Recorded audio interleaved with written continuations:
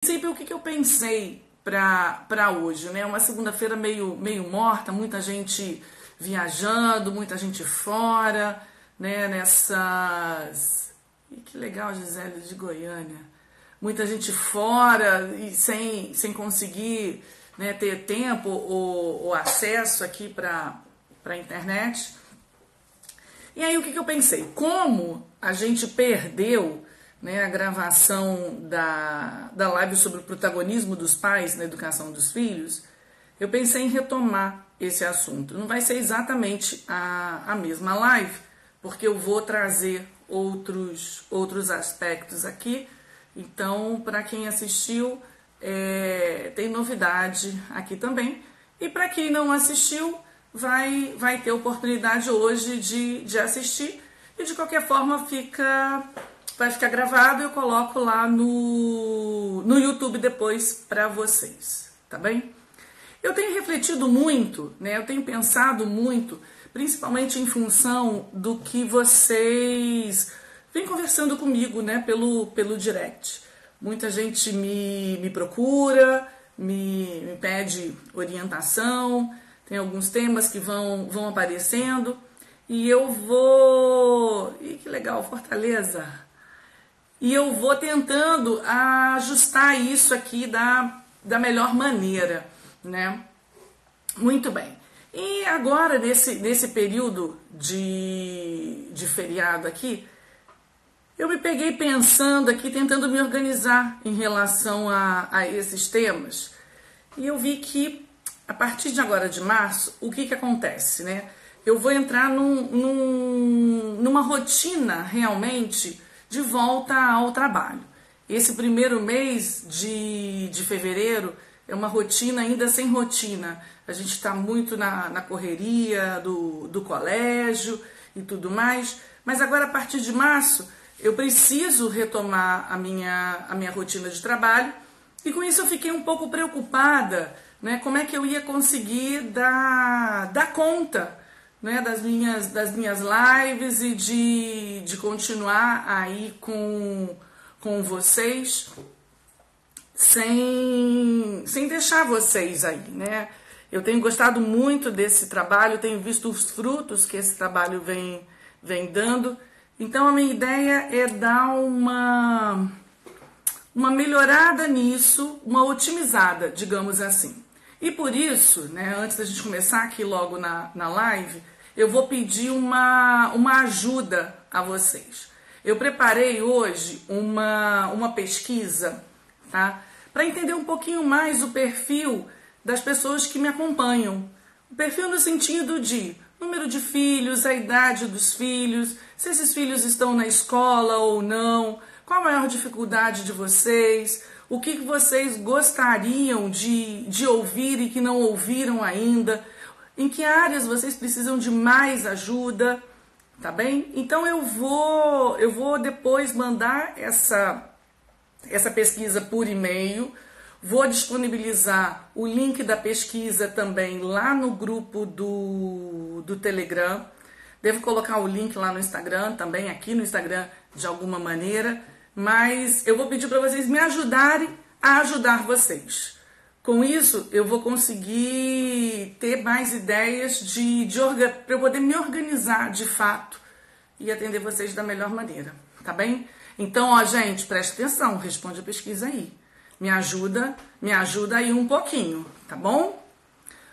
Muito bem, então vamos falar sobre protagonismo dos pais na educação dos filhos.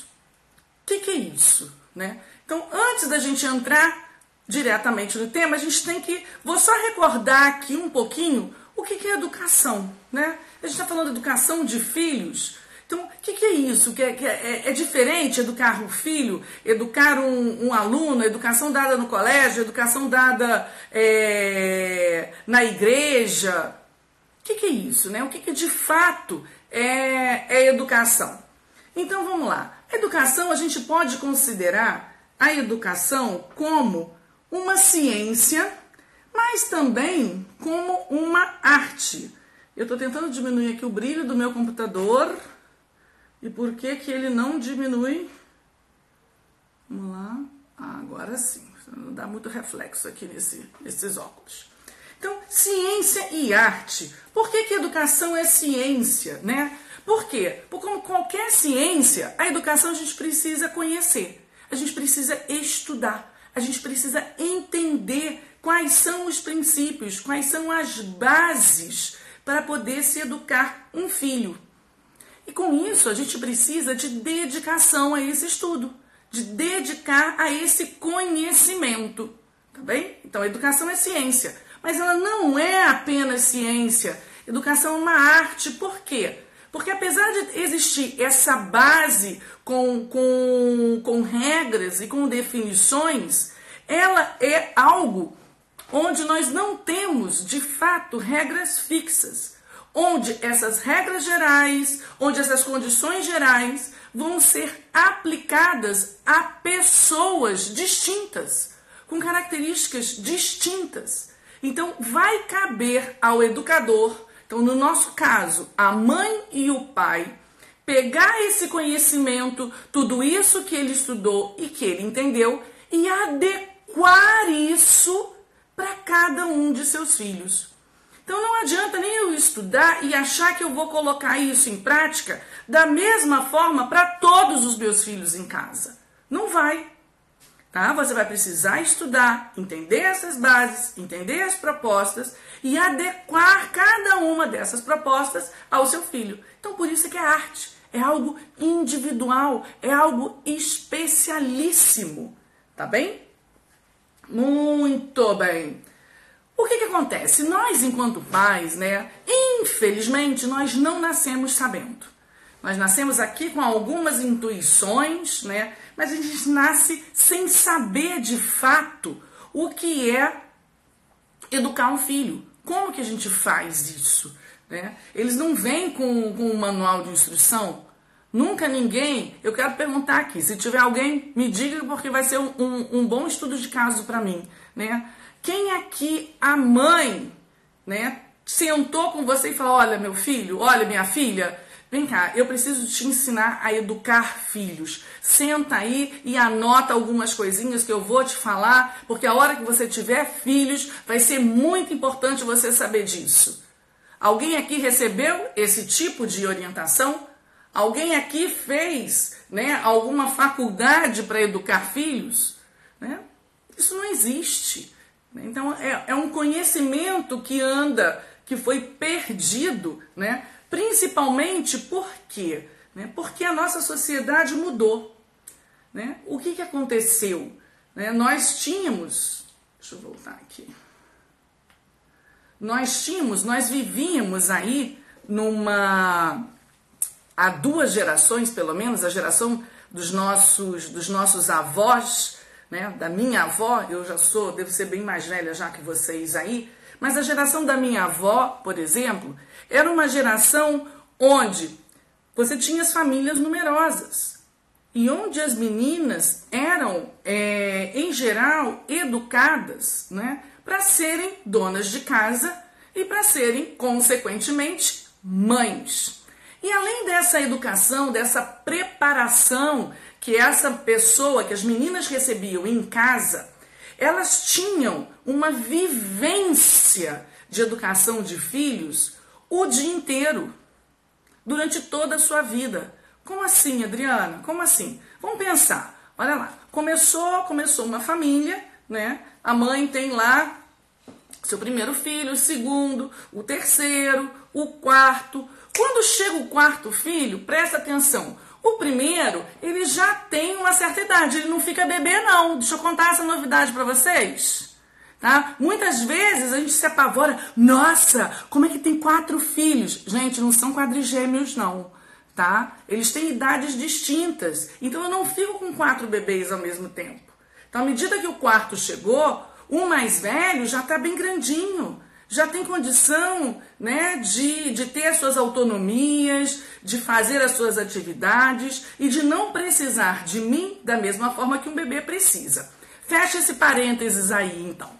Então, você tinha numa família numerosa, digamos lá, né, 8 filhos, 10 filhos, 12 filhos. Minha bisavó teve 12 filhos. Então, o que acontecia?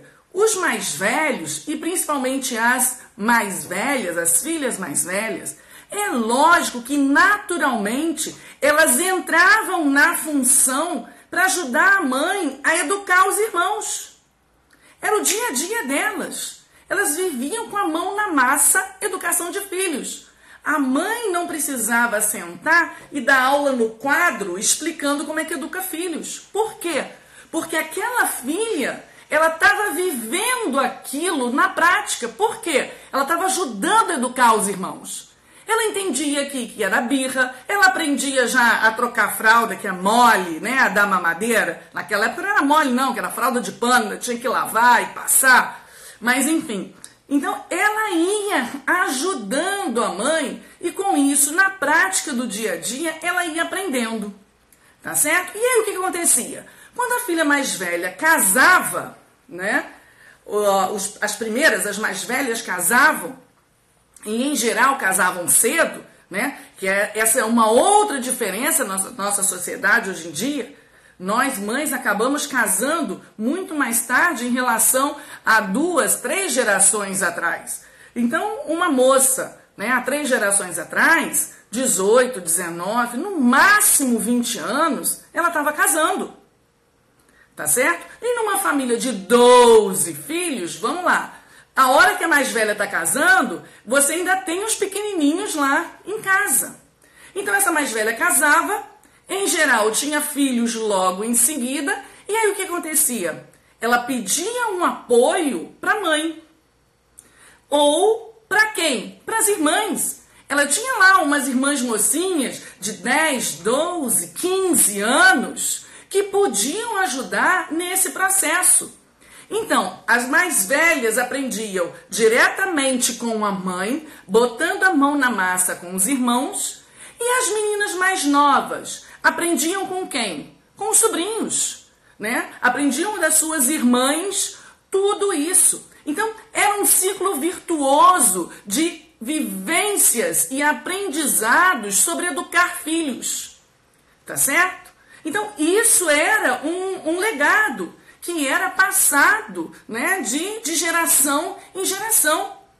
As mães, as meninas, tinham isso por vivência, ok? Só que o que veio acontecendo, né, nessas 2 últimas gerações, ou 3 últimas gerações? A menina começa a casar mais tarde, né, e começa a quê? A limitar o número de filhos. Então a gente tem hoje, né, as mães, as meninas casando ali no final dos 20 anos, próximo dos 30 anos, para começar a ter filhos próximo dos 30 e para ter 1, 2 filhos, 3 filhos no máximo. Então qual foi a experiência dessa mãe de 30 anos? Qual foi a minha experiência, né, de mãe aos 30 anos, em termos de educação de filhos? Zero. Apesar de ter tido uma mãe que casou cedo, né, eu tive apenas mais 2 irmãs. Minhas tias também tiveram poucos filhos, né, 3 filhos. Né? Hoje em dia até 3 filhos é muito, naquela época era até pouco. Então eu não tive esse contato com crianças pequenas, com essa vivência de educar filhos. Então hoje em dia é esse o retrato da nossa sociedade. É esse o retrato das mães que nós temos. As mães mais velhas, tá? Sem ter tido uma experiência de educação de filhos. Por quê? Porque não teve irmãos, não teve essa oportunidade de ajudar a sua mãe a ter irmãos e começa a replicar isso novamente. Ela tem 1, 2 filhos e se encontra então o quê? Perdida. Todo aquele conhecimento, toda aquela bagagem de experiência e de vivência foi perdida nessas últimas 2 gerações. Então, isso é o que acontece com a gente agora, né? Bate um certo desespero por, caramba, isso aqui é novidade. Isso aqui eu não faço a menor ideia do que está acontecendo aqui diante de mim.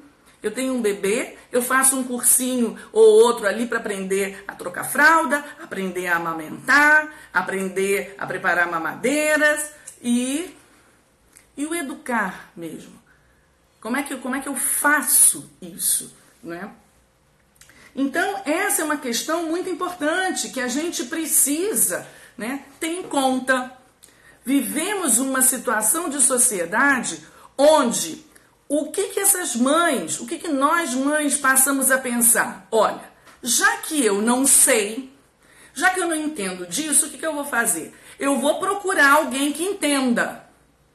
E, teoricamente, quem seria esse alguém? A escola.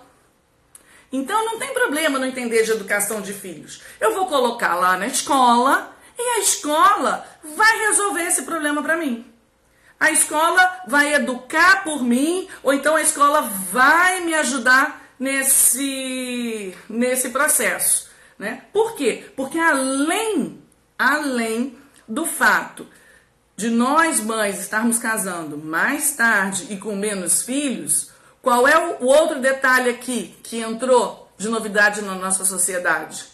Nós passamos, em geral, o dia inteiro fora de casa. Nós temos muito pouco contato com os nossos filhos. Nós temos muito pouco tempo para educar os nossos filhos.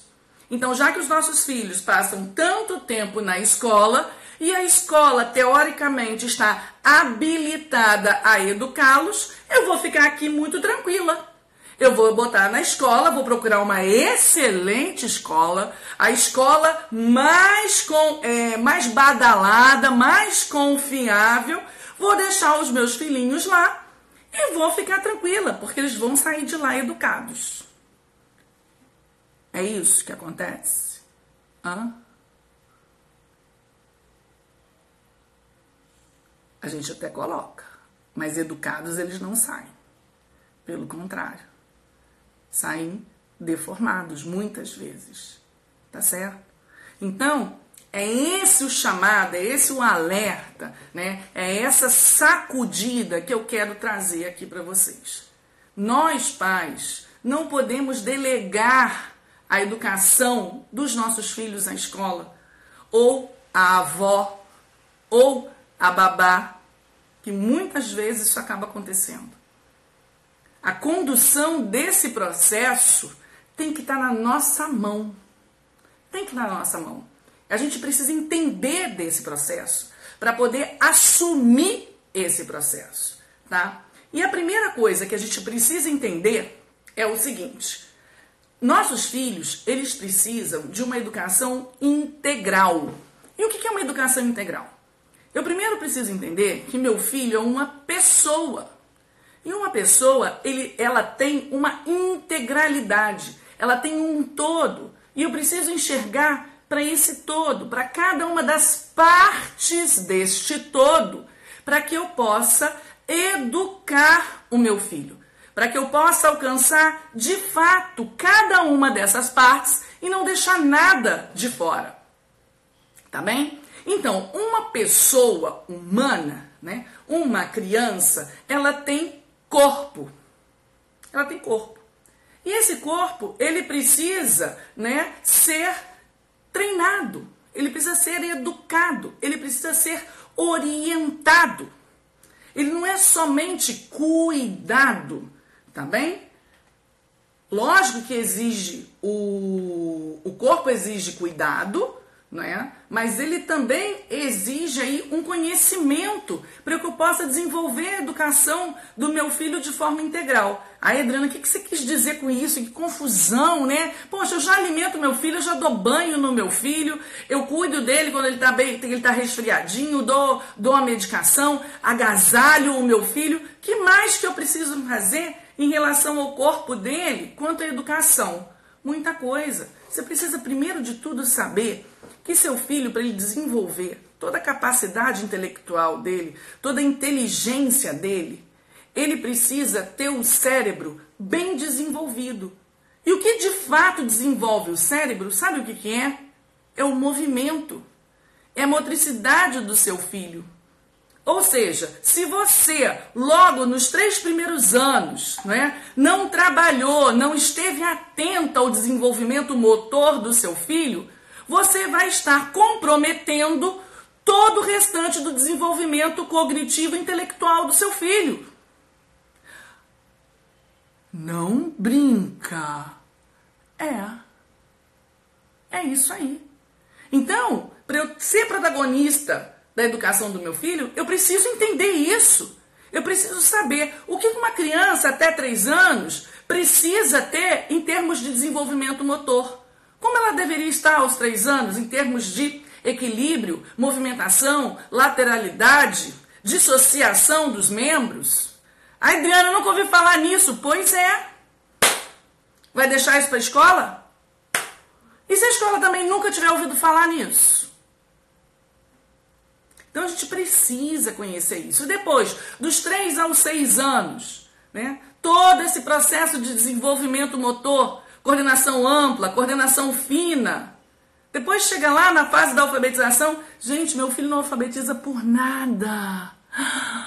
Meu filho não consegue escrever. A letra dele é um garrancho, tem disgrafia. Não, amor, não tem disgrafia não. Sabe o que ele teve? Falta de desenvolvimento motor ao longo de toda a sua primeira infância. Que você nem viu, que você nem notou. E em geral, agora você é malvada. E em geral por sua culpa, porque você super protegeu o seu filho. Você não deixou o seu filho ir para o chão quando ele era bebê, para ele poder rolar, engatinhar e sentar no momento certo. Você ficou lá sem deixar com que seu filho caminhasse e andasse pela casa, porque ele podia cair no chão e bater a cabeça. Você não deixou o seu filho subir em escada, no trepa-trepa, balançar no parquinho, porque aquilo ali era super perigoso para ele. Tá certo? E agora você tá aí sem saber por que o seu filho não consegue ser alfabetizado. Não consegue saber por que o seu filho tem tanto problema de foco e de atenção também. Tá bem?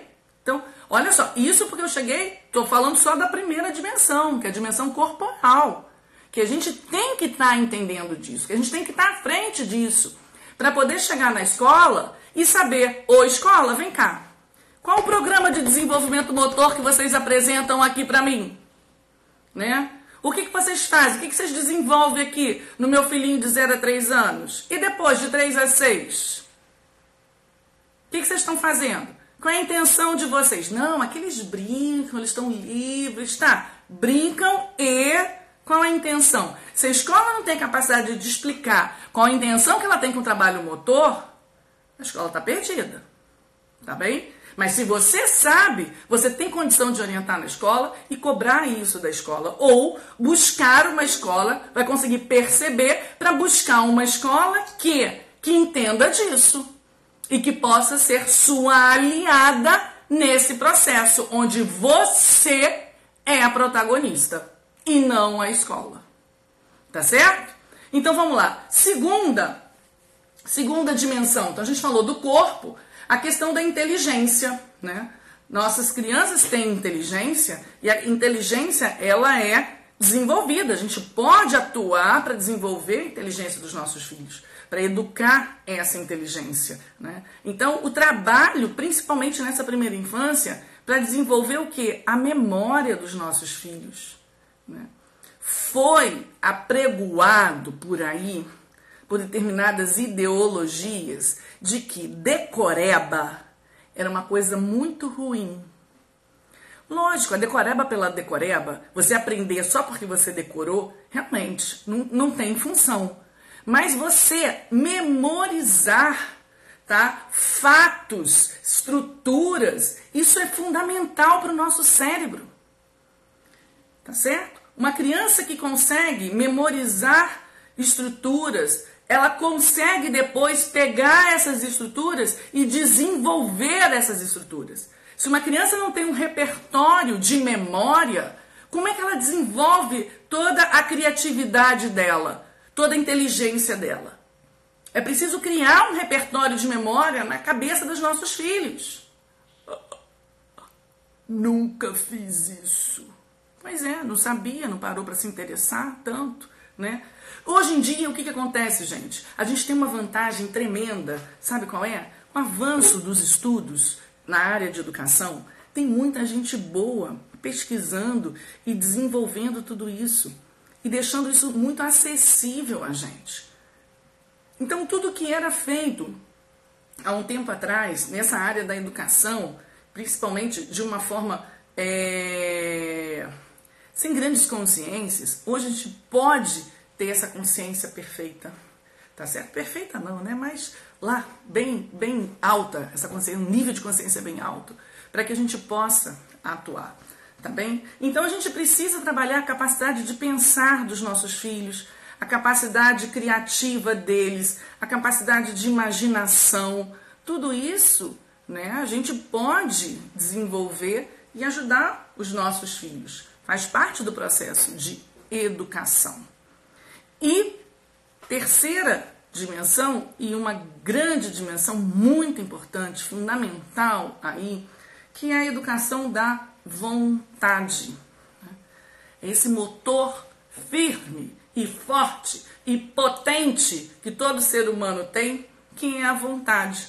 Que se não for educada, né, se não for bem orientada e educada, pode levar o nosso filho para a ruína, né, para o caminho da infelicidade. E o contrário, se a criança for bem orientada, tiver uma vontade bem educada, o que acontece? A gente pode levar o nosso caminho à felicidade. Tá bem? Muito bem. Vou postar no Telegram, sim, Clara Luz. Depois eu boto o link lá para você. Pode ficar tranquila, você não está conseguindo assistir bem, tá? Então, toda a questão das virtudes que nós vamos trabalhar. Então, a educação da vontade, a gente vai trabalhar, a gente pode trabalhar, a gente deve trabalhar a partir do desenvolvimento das virtudes, de pontos de melhora, como o nosso filho vai poder crescer e vai poder melhorar nesse sentido. Só que para isso, né, eu preciso entender de virtudes. Eu preciso, né, estudar e entender também de determinados comportamentos na infância. Né? Que determinados comportamentos são naturais naquela idade. E como é que eu posso, né, conduzir ou reconduzir esses comportamentos para um comportamento melhor. Então, para tudo isso, tá vendo? A gente precisa estudar, a gente precisa estar atento, a gente precisa ter referências, orientação para a gente poder tomar a frente nesse processo e orientar os nossos filhos. Né? Onde o principal, nosso objetivo deve ser qual? Para que quando os nossos filhos cheguem num nível de maturidade, capazes de fazerem boas escolhas, capazes de escolher o bem, não aquilo que os satisfaz, mas aquilo que é o melhor para ele. E isso ele vai precisar ser orientado. Agora, quando? Ao longo de toda a infância dele e ao longo de toda a adolescência dele. Tá? É um processo longo. Infelizmente, é um processo longo, cansa, exige muito da gente. E por isso todas as outras lives agora e as minhas postagens ultimamente, né, de que a gente precisa de força, a gente precisa de um amor doação. Por quê? Porque está atento a todos esses aspectos o tempo todo, ali do lado do seu filho, de 1, de 2, de 3, de 4 filhos, para que isso, né, para que quando ele chegue lá por volta dos 17, 18 anos, você poder falar: eu tenho um filho maduro que tem capacidade de fazer boas escolhas na vida dele. Né? Agora, meu filho, eu posso descansar, entre aspas, né? Eu estou aqui para te apoiar nas suas escolhas. Não mais para ficar ali em cima, né, cuidando, orientando. Não, agora eu estou aqui para, caso você precise de mim, caso você precise de um apoio, caso você precise ainda de alguma orientação, eu estou aqui, né, para isso. Então, gente, bota na conta aí, 17, 18 anos. E isso se você trabalhou bem a primeira infância. Se não, bota mais os aninhos aí pra frente, né? Ou então vão ter que dar um gásinho bom aqui na segunda etapa, tá? Mas a gente não pode desanimar, a gente não pode desistir, a gente não pode ficar chorando, né? É arregaçar a manga e partir para dentro. com toda essa dose de amor verdadeiro, que é o nosso sacrifício em relação a isso. Tá bem? Muito bem. O que mais que eu quero conversar com vocês? O grande papel nosso, tá? Além dessa questão toda de estudar e de se preparar e de estar entendendo, não é? É principalmente a nossa forma, a forma como a gente vive, a forma como a gente dá o exemplo para os nossos filhos no dia a dia. Lembrando que a formação, ela vai se dar pelo que eu oriento, mas ela vai se dar mais pela, a Betinha aí, ela vai se dar mais pelo que eu faço, como eu me comporto, como eu estou ali do lado dele, sendo esse modelo, sendo esse exemplo também para ele. Então, o bacana da educação, de educar os filhos, é o seguinte: a gente tem que passar, ao mesmo tempo, por um processo de autoeducação. A gente nunca está pronto, né? Enquanto a gente está vivendo ali enquanto pai, enquanto mãe, a gente também precisa se educar. Então é uma constante, é uma troca. Eu me educo, eu cresço, eu amadureço, eu melhoro e com isso eu tenho mais condições, né, de educar ainda melhor os meus filhos, para amadurecê-los, para chegarmos juntos à felicidade. Então isso é uma coisa muito bacana, né? Isso não deixa a gente ficar... Beth, isso não deixa a gente ficar, né, desanimado. A gente está sempre com meta, a gente está sempre com um passo além, né, um degrau além a atingir, né, e sabendo que esse degrau, esse passo além, está aproximando a gente da felicidade, né, e viver essa felicidade também ali no nosso dia a dia. Deixa eu pegar aqui.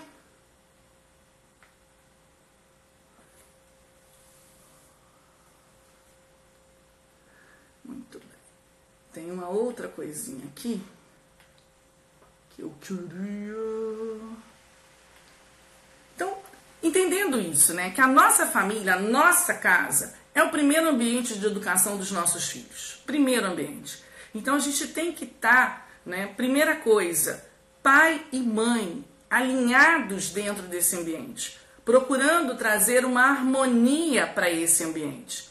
Se vocês não conseguem se entender, vamos tratar de conseguir. Vamos arrumar um tempo aí para poder estudar e trazer argumentos para convencer o outro desse seu ponto de vista, né? Se vocês estão se desentendendo, é porque tem pontos de vistas aí muito contrários. Não estão conseguindo enxergar, olhar na mesma direção. Então, a primeira coisa é aqui. A gente precisa alinhar. A gente precisa alinhar essa direção. Então, não importa se é mãe ou se é pai que está me ouvindo aqui, né? Se o outro não consegue te ouvir, não consegue te acompanhar nisso, camarada, estuda. Estuda. Apresenta argumentos contra fatos, não argumentos, né? Mas você vai apresentar os argumentos com embasamento, né? E vai fazer uma proposta. Olha só, eu estudei isso, eu vi isso, vamos tentar pelo menos, né? Me dá uma chance, vamos tentar. Quem sabe assim as coisas vão melhorar. Então, a gente precisa, é o nosso ambiente familiar, que é esse primeiro ambiente de educação. Se a gente vive em conflito, se a gente vive em desarmonia, não adianta nada você ter estudado, você está tentando ali colocar um monte de coisa em prática, que a coisa não vai funcionar. Tá bem? Seu filho está percebendo, cara, mamãe puxa para um lado, a Andréia chegou aí também, mamãe puxa para um lado, papai puxa para o outro, tá essa confusão tremenda aqui, camarada, para onde que eu vou? Né? Então não pode desanimar, vai estudar e vai apresentando, vai mostrando para o outro porquê dessas ideias que você está trazendo ali para o processo de educação. E aí, pedir um para o outro para dar uns toquezinhos no seguinte sentido: olha, amor, onde é que você acha que eu preciso melhorar o meu comportamento enquanto mãe? Né? E deixar, né, e falar para o outro: será que eu posso te dar algumas dicas também do que eu acho que você pode melhorar? Um ajudar a corrigir o outro. Olha, meu bem, você enquanto colérica, né, você fala muito alto, esse seu tom de voz, vamos tentar abaixar um pouquinho esse tom de voz. Né? Poxa, amor, eu acho que você podia, né, pelo menos uma vez na semana, dar um pouquinho mais de atenção para as crianças. Não sei, mas deixar esse canal aberto, esse canal de ouvir uma crítica do outro, uma sugestão do outro, para melhorar, tá bem? Muito bem. O que mais ainda dentro da família? Então, a gente precisa ter essas linhas que vão conduzindo a gente, né, de uma forma muito, muito coerente. Não adianta eu querer falar para os meus filhos, né, a questão da alimentação saudável. Eu acho muito importante que meus filhos comam de tudo, comam frutas, comam legumes, né? E o meu prato não tem nada disso. Eu acho muito importante que meus filhos acordem cedo ou durmam cedo e tal, e eu vivo acordada pela madrugada. Então, é preciso observar uma coerência também entre o que a gente está propondo para os nossos filhos e o que a gente vive. É lógico que eu vou botar meu filho para dormir às 6h30, 7 horas, eu tenho que dormir às 7h30. Não é isso que eu estou falando, né? Mas é você virar a madrugada, né, acordada, e depois seu filho acorda super cedo e você não tem a mínima força para acordar para estar com ele. Tá bem?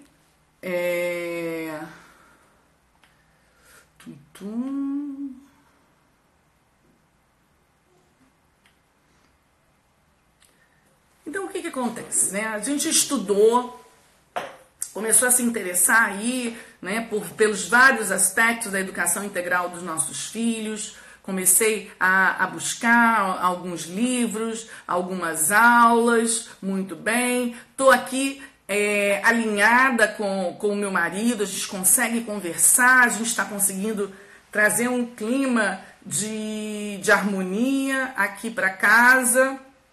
Mas, Adriana, vamos lá. Isso aí está muito teórico, está muito blá, blá, blá. Como é que na prática, realmente, eu posso, né, montar um plano de educação para o meu filho?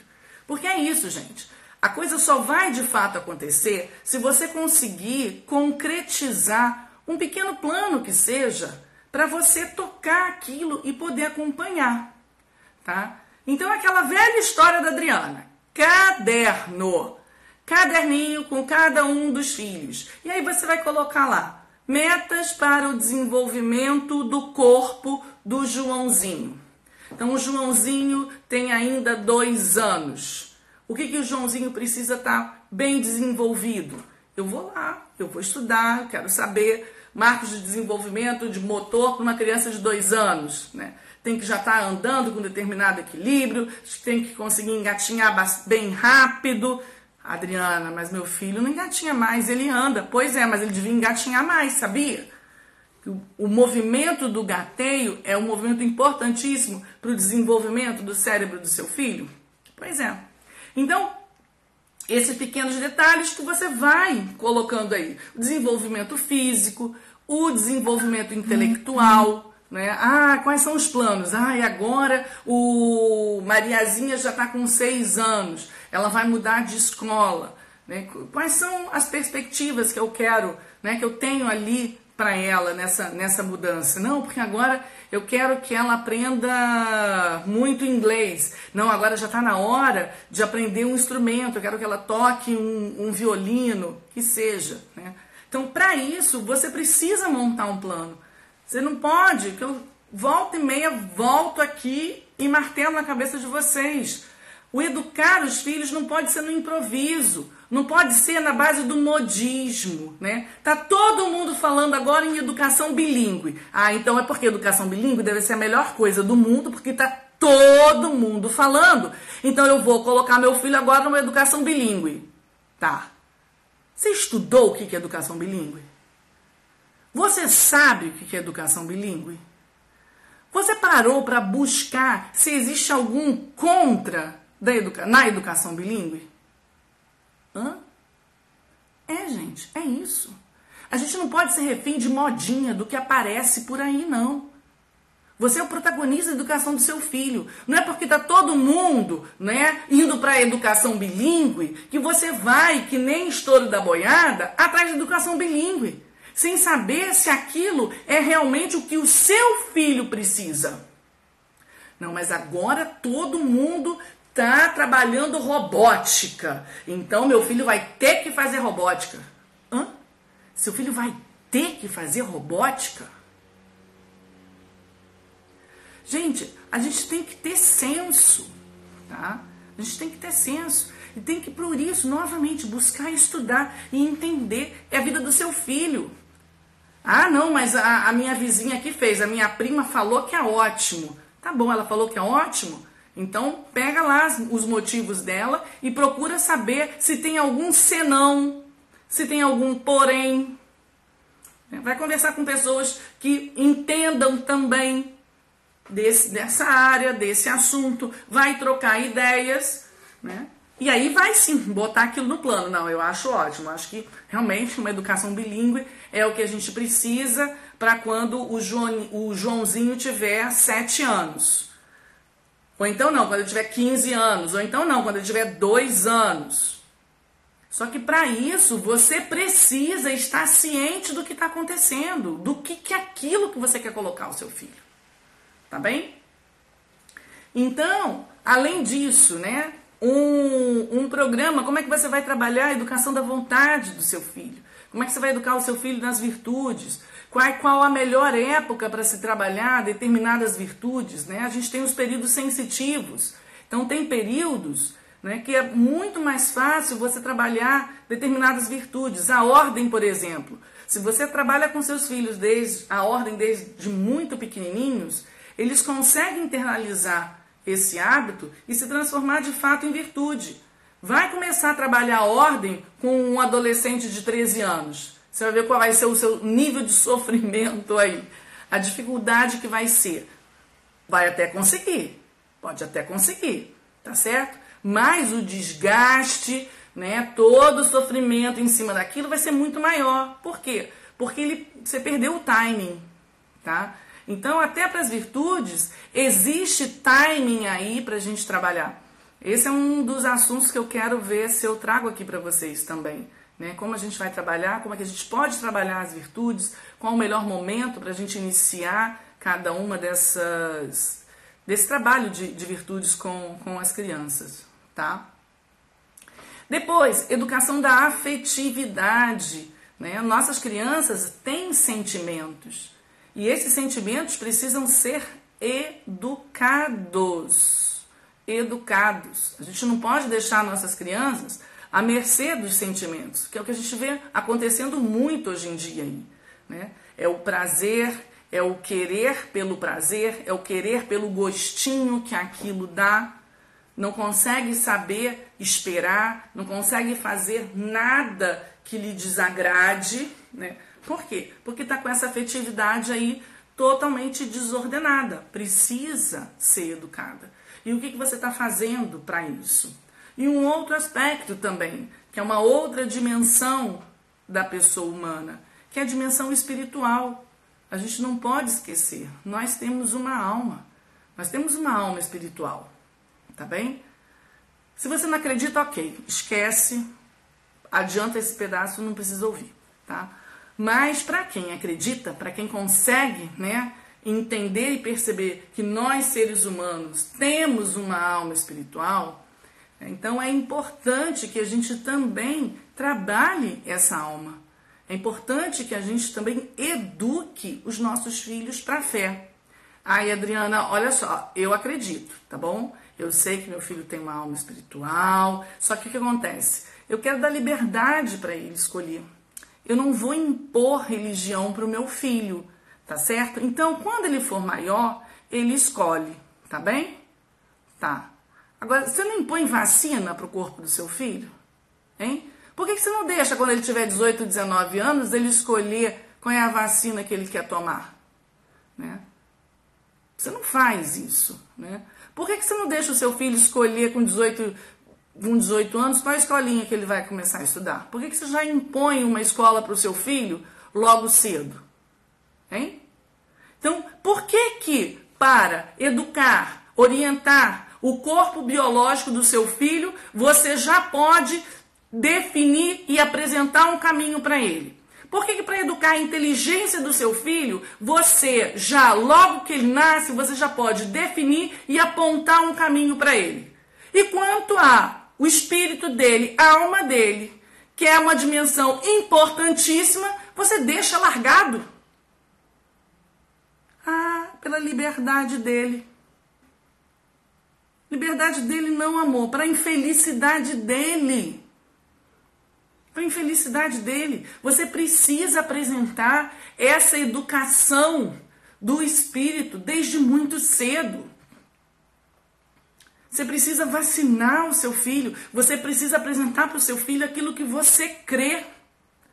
Quando ele for mais velho, quando ele tiver maturidade para fazer escolha, ele vai ter matéria para poder escolher.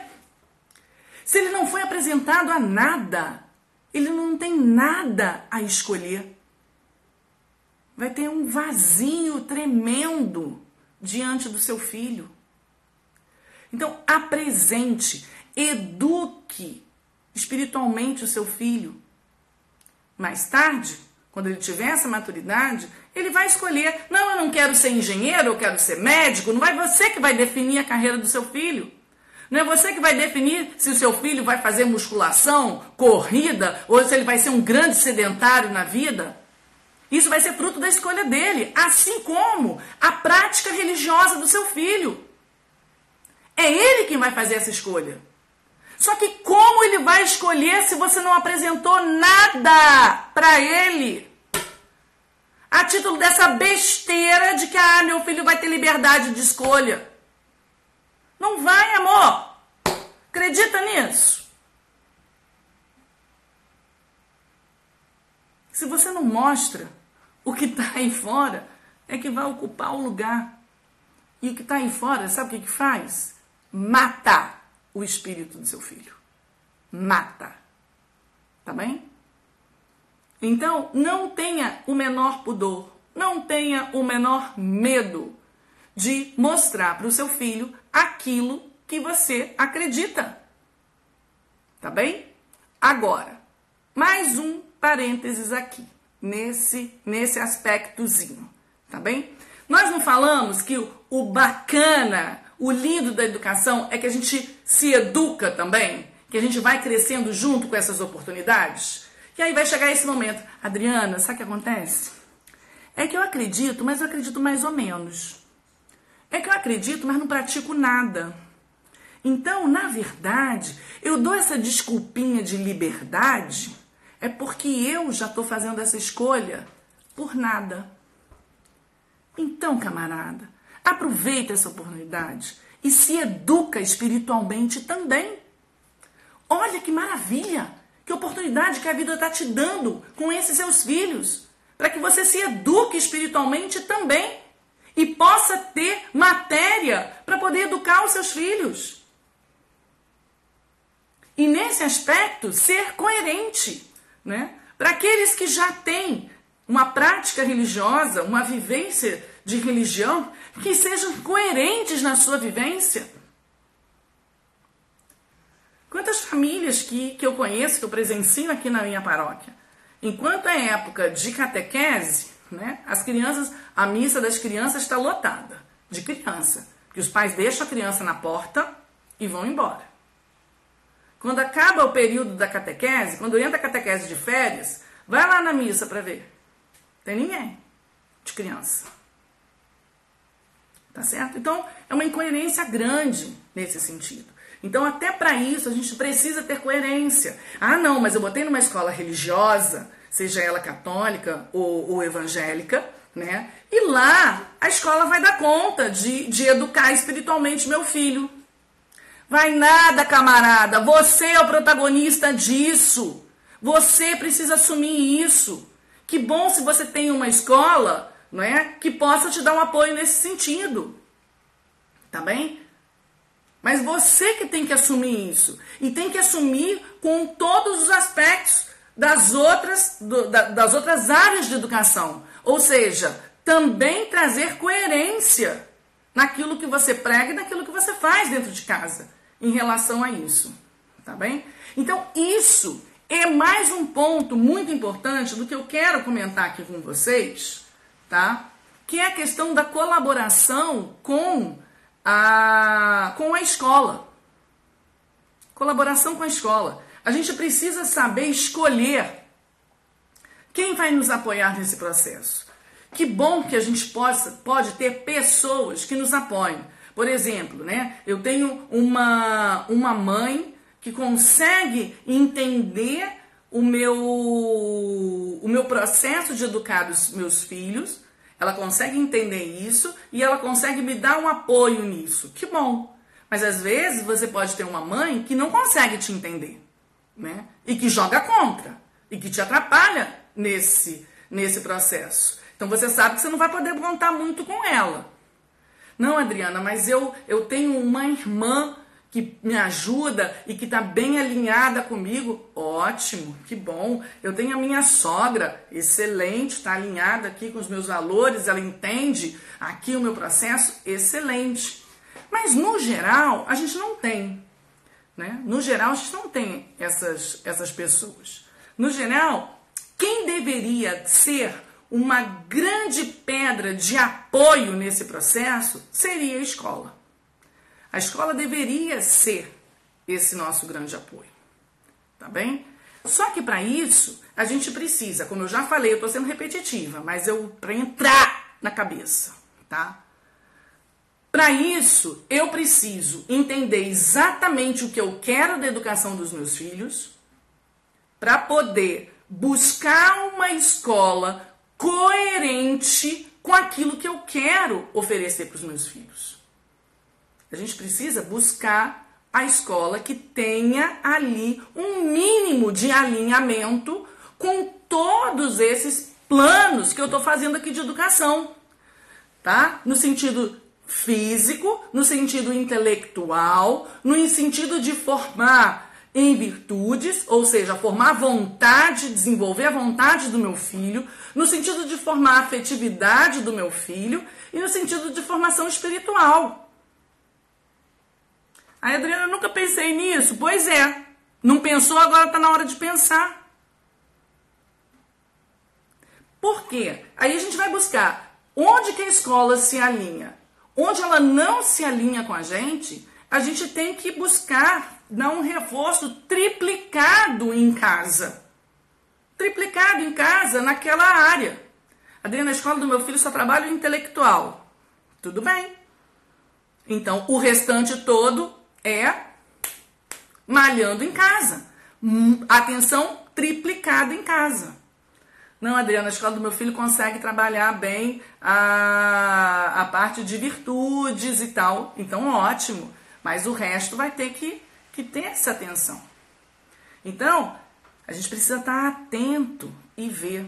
Mas ver se a escola trabalha isso de verdade. Então, quantas famílias colocam seus filhos em escolas religiosas, tá? Independente se católica, protestante, judaica, acreditando que a escola, né, vai fazer um bom trabalho nesse sentido e acaba relaxando e deixando a coisa acontecer. Quando vê, saiu com um filho lindinho, ateuzinho, lá da escola. Acontece, tá? E não acontece pouco, não. Acontece muito. Então, gente, a gente não pode ficar simplesmente na fama da escola, no nome da escola, no que a boiada toda do meu bairro está indo, que a boiada toda da minha cidade está indo e dizendo que é o melhor.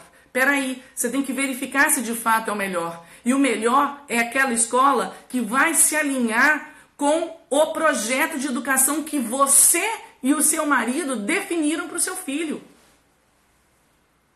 Qual é a escola, né? Infelizmente, menos pior.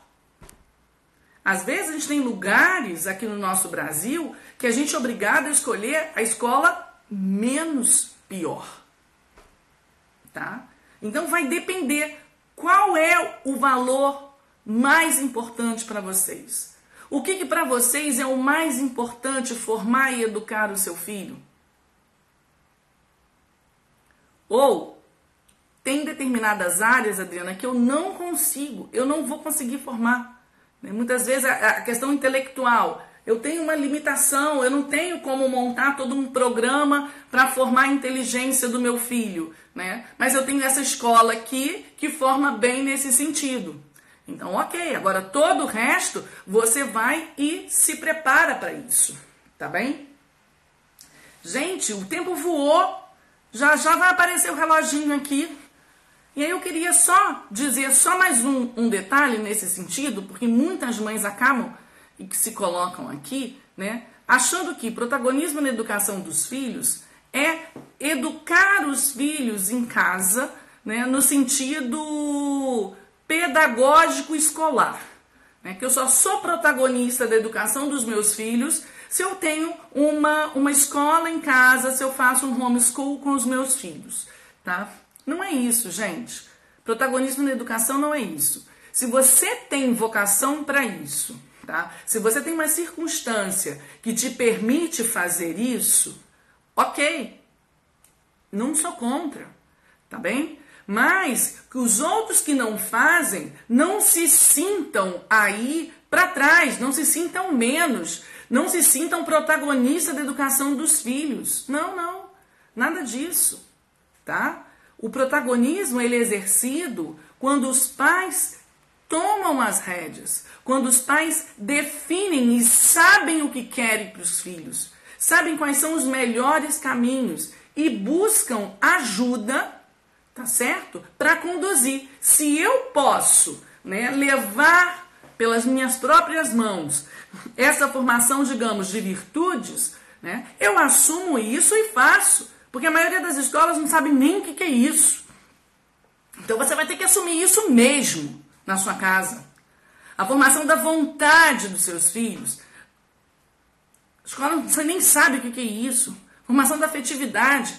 Então já tem muitas áreas aí em que realmente, infelizmente, na sociedade em que a gente vive hoje aqui no Brasil, você não tem muito de onde tirar para se apoiar. É você que vai ter que, de fato, colocar a mão na massa e conduzir esse processo diretamente, tá bem? Agora, se você acha, né, se você tem condições também de conduzir aí o processo pedagógico escolar, por que não? Por que não? Ok. Mas o que é importante é que a gente tenha essa consciência, né, da nossa casa. Quais são os meus planos? Eu e o meu marido, eu e a minha esposa, alinhados, definidos, pensando. E o reloginho entrou, gente! 25 segundos. Muito bom. Eu começo, me empolgo aqui, ó, esqueço que a vida tá aí.